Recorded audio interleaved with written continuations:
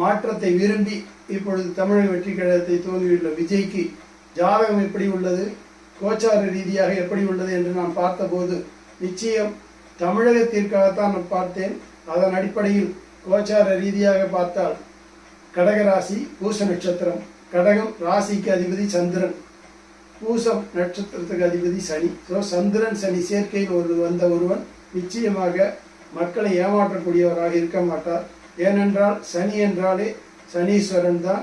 அந்த சனீஸ்வரனுக்கு மக்களுக்காக செய்யக்கூடியவனை எப்பொழுதுமே நன்றாக பாதுகாக்க தெரியும். அந்த கடகராசி பூச நட்சத்திரத்தில் பிறந்த விஜய் அவர்கள் நிச்சயம் மக்களுக்காக தனது மிகப்பெரிய செல்வாக்கு நிறைந்த பதவி புகழ் அனைத்தையும் விட்டு வந்து கட்சி ஆரம்பித்துள்ளார்.